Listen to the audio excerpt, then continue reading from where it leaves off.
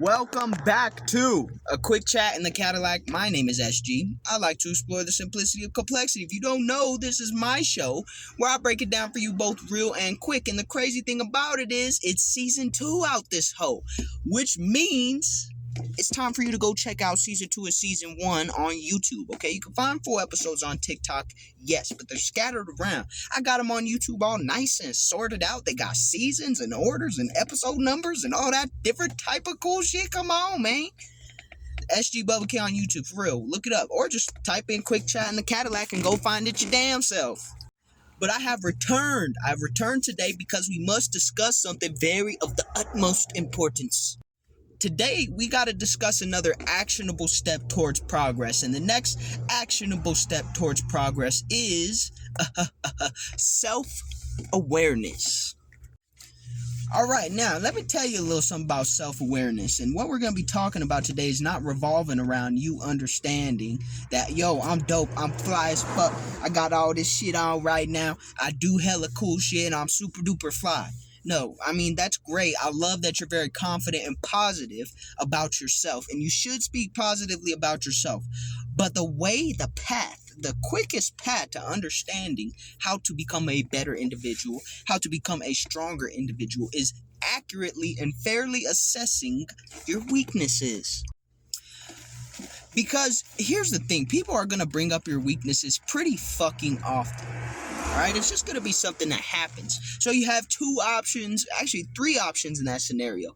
On one hand, you can deny them. You can say, I don't have any fucking weaknesses. And if you do that, you're never going to acknowledge the problems that will come up later for you because you're not acknowledging your weaknesses, the things that you can improve to become a more balanced and capable individual.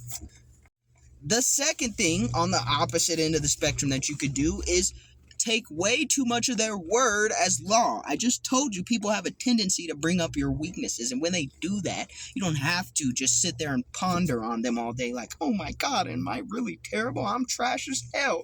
I'm garbage. That's not productive either, so don't do that. Yay, we talk about balance again. It's got to be at least once a day, but there is a balance in the fucking middle between no weaknesses and all my weaknesses make me worth nothing. And that balance lies within reflection. And we talk about reflection as the very first fucking episode, but self-awareness is the next step of reflection. And it's the first step in being actionable with your reflection. Self-awareness requires the ability to assess the situation. Self-awareness means a constant awareness of the self, and that is an active and ongoing process. If somebody tells you, yo, you're stubborn as fuck and you never make the right decisions, if I'm an expert on self-awareness, what I'm going to tell you, because I have balance, what I'm going to tell you is, yes, I am a stubborn individual. And sometimes that causes me to make poor decisions. However, it makes me strong in my convictions. And it also makes me difficult to deter. That's self-awareness. Okay, and I mean, that's a very positive focus self-awareness. Because if you notice, what just happened was someone gave me 2 negatives. I took one of my weaknesses, which I saw to be truthful and not an exaggeration. I am a stubborn person. I embrace that. I know that I'm stubborn, and sometimes I could work a little harder to be less stubborn. However, being stubborn also provides me with a couple positives, a couple strengths. I'm very, I'm strong in my beliefs, and it's difficult to deter me from something just because I'm stubborn. Just because I want it to work out, just because I want to make sure that I'm making the progress and giving myself the full opportunity to accomplish whatever it is at hand, or whatever the case. That stubbornness does provide some strengths as well as weaknesses. That's self-awareness. And now I have action that I can take on that self-awareness. I can continue to be stubborn about my missions and goals and purpose, but I could also continue to improve my stubbornness and what I focus it on, so I'm not making as many bad decisions, quote unquote. Boom, self-awareness, broken down real nice and easy for you, but I know sometimes we don't assess ourselves fairly, whether it's one end or the other, and in order to assess yourself fairly, you need to seek some form of guidance from a party that is uninvested or just not invested in you. And let me tell you why.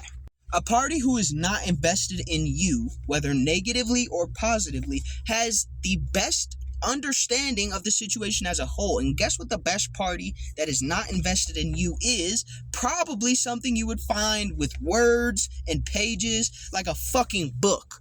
Or maybe it's some sort of therapeutical content creator that, provides therapeutical content. I don't even know if therapeutical is a word. Maybe it's some sort of psychologist who does long-form YouTube videos for hours at a time explaining the human mind and human condition.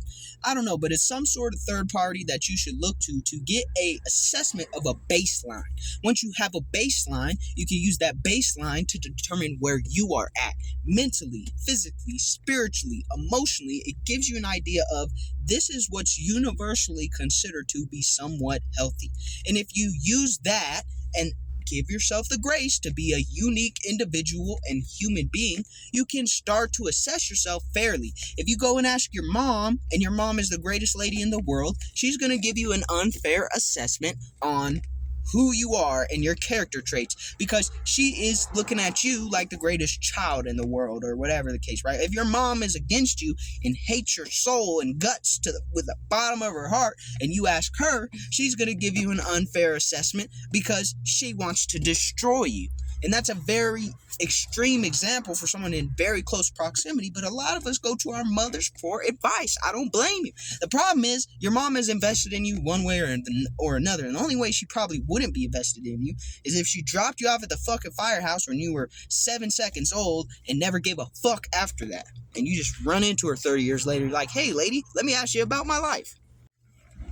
Self-assessment has to come from the basis, the foundation of assessing yourself has to come from some sort of understanding, and it's best to get that from a third party. That way you can actually analyze yourself fairly. Even if other people are providing criticisms or praise on your behalf, you can understand and listen to those things and kind of pick out what's bullshit and what's real.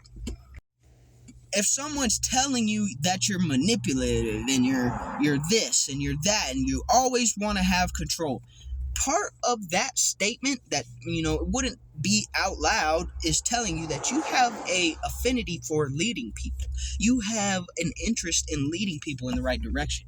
Now, the way you're leading them and where you're leading them to is a whole nother question, but that comes with self-assessment. And when you are able to assess yourself, now you have the awareness to take a step in the right, or I guess if you want to go that way, the wrong fucking direction. Self-awareness is so much of a catalyst in your growth that is fucking nuts. You can't go nowhere further if you don't even know where you're at. Self-awareness is the map, motherfucker. Self-awareness is the globe. It's going to tell you where your stupid ass is at. And then when you can locate yourself, you're no longer lost. And you actually can move in a direction intentionally and make progress intentionally instead of just walking this way for a little while, walking that way for a little while, and just staying fucking lost.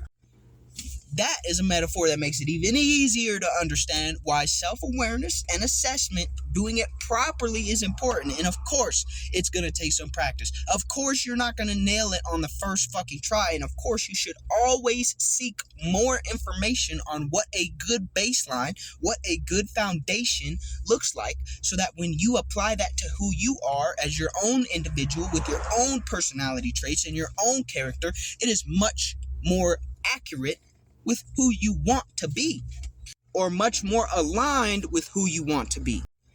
And that is the message for today.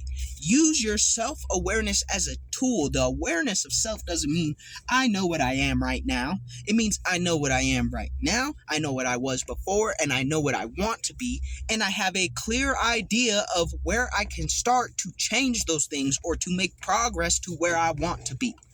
Very valuable and overlooked skill. There are a lot of people out here who don't know shit about themselves, and they're just waiting on a strong black woman to come by and tell them about themselves so they can feel some type of way about it and ultimately react or not react. That's not how you're supposed to live life.